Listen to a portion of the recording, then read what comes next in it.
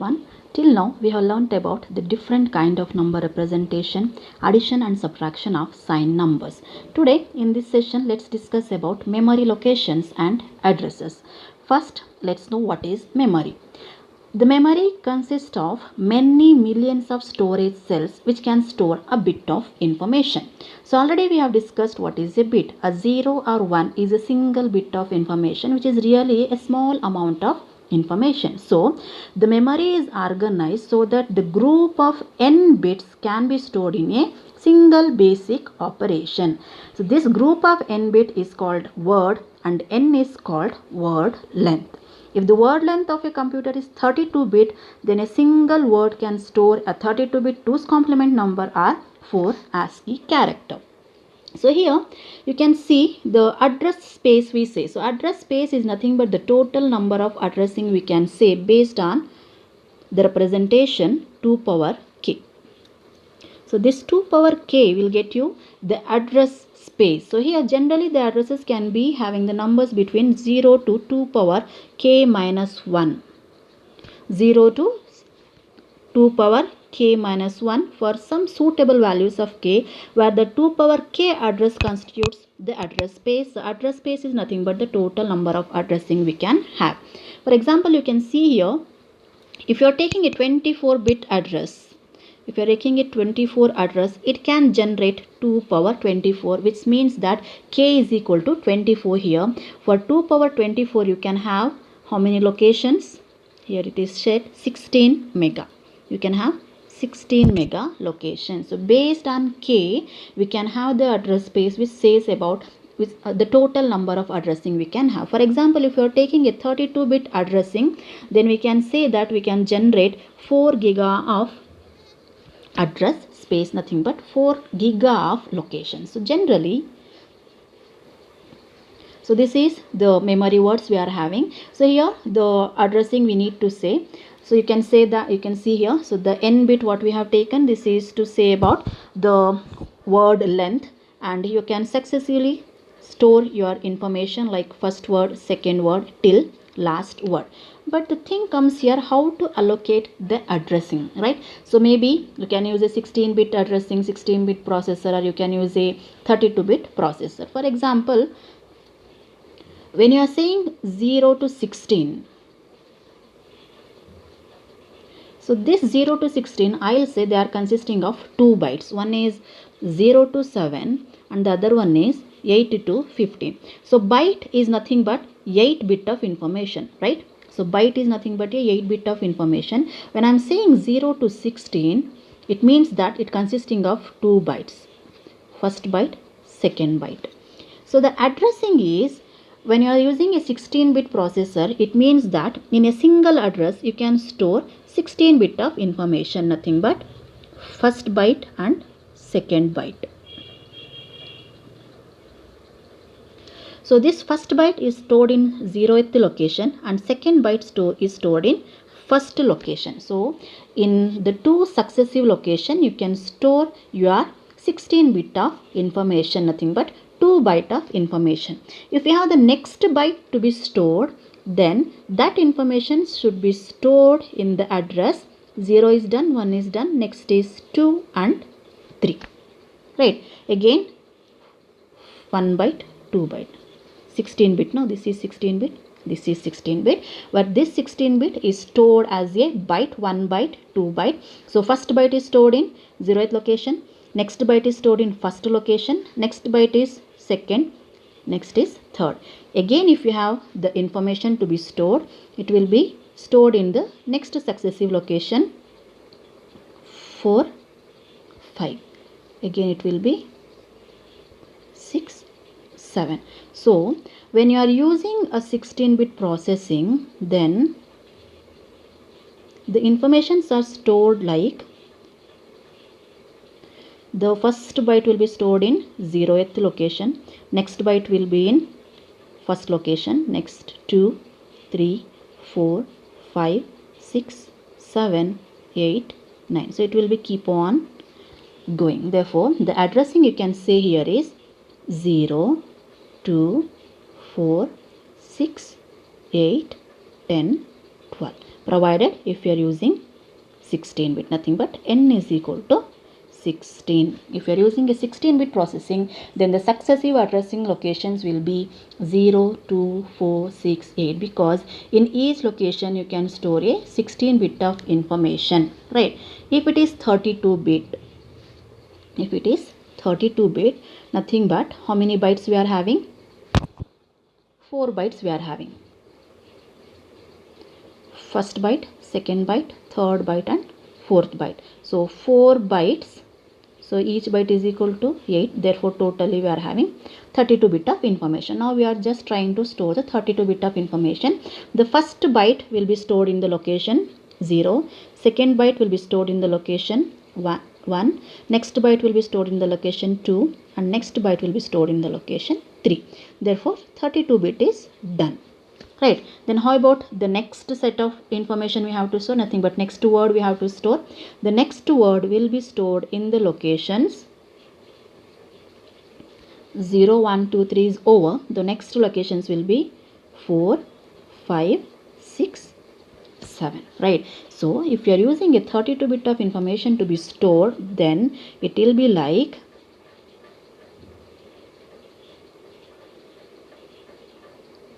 0, 1, 2, 3, 4, 5, 6, 7, 8, 9, 10, 11, 12, 13, 14, 15. So the successive addressing locations will be 0, 4, 8, 12, 16, 20, 24. It will keep on going.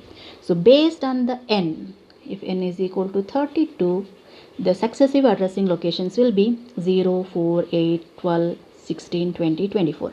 If n is equal to 16, then the successive addressing locations will be 0, 2, 4, 6, 8, etc. So this is how we have to allocate the addressing locations. Now this 32 bit you can see here, which is shown for both the number representation and even for ASCII characters. So total 32 bit number is stored as B0 to B31. So this is your LSB and this is your MSB. So already I have said, by looking at the number we can say whether the given number is positive or negative based on the MSB. So that is what we have shown here again. If the MSB of the number is 0, then it is a positive number, and if MSB is 1, then it is a negative number. Or if you want to store the characters, ASCII characters, then it is like you are storing the 4 ASCII characters. So next we have byte addressability. So byte addressability is nothing but how you are allocating the address successively so that you can store the successive byte of information. So here successive addresses, which is used to refer successive byte of information. Just now I showed now 0, 2, 4, 6 for 16 bit or else 0, 4, 8 for 32 bit. So this byte addressability can be done in two kinds. One is big endian assignment and the other one is little endian assignment. So here we have taken n is equal to 32. That is why your addresses are at 0, 4, next is 8, next is 12. It will keep on going. If whatever the information you are having, the information I have already said, it will be having MSB and it will be having LSB. If the MSB of the information is stored in these locations, like in the lowest byte of addressing. So lowest byte of addressing is nothing but 0, 4, 8, 12, right? So here you can see. So the 0 and 3 when you compare, so 3 is the highest. Therefore 3 is giving you the highest end of address and 0 is giving you the lower byte of addresses.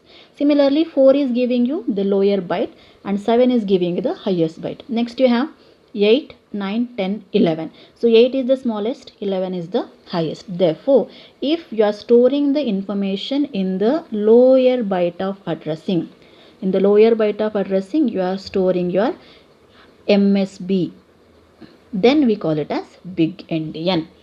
In the lower byte of addressing, if you are storing the MSB of information, then we call it as a big endian. If you are storing LSB in the lowest byte of addressing, then we call it as little endian. That's it. So based on lower byte addressing we are using, you can store your MSB information or LSB information. Based on that, you call it as a big endian assignment or little endian assignment. I'll say once again, if you are using, and in both the cases we are using the lowest byte addressing only, nothing but 0, 4, 8. Next we are using 12, right? Next you will be using 16. So in the lowest byte of addressing, if you are storing the MSB of information, then it is called as big endian. In the lowest byte of addressing, if you are storing LSB of information, lower byte of information, then it called as little endian. So now we have said about the addressing, how you can store the information, right? How you can allocate the addresses, and generally we want the successive allocation of addressing so that we can store the successive information in the addressing, right? In the given addresses. Now this information is to be moved between your processor and memory, right? So this information what you are moving between the processor and memory, we call it as memory operation. So these memory operations are two kind. One is load and the other one is store. So the memory operations are two kind. One is loading and the other one is storing. If you are moving the information between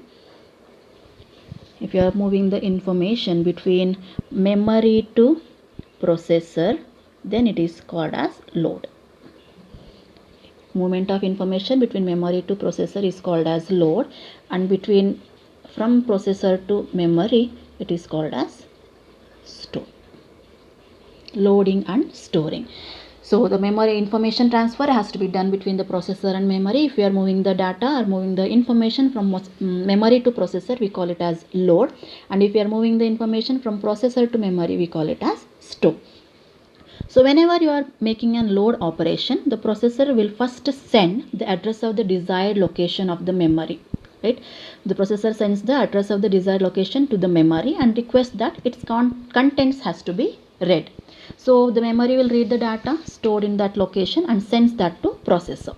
Whereas in store operation, the information from the processor to the specific memory location will be done. So from the processor to a specific memory location, we have to send by destroying the former contents of that location. So the processor will send the address of the desired location to the memory along with the data to be written in that location. That is how store will work. So load is from memory to processor and store is from processor to memory. So load will be done like, so first processor will send the address of the desired location to the memory and request that its content has to be read. Therefore the memory will read the data stored in that location and sends it to the processor. Whereas in store operation, from the processor to the specific memory location we have to do by destroying the content present there. So processor will send the address of the desired location to the memory along with the data to be written into that location. This is how the two memory operations will be worked, that is load and storing.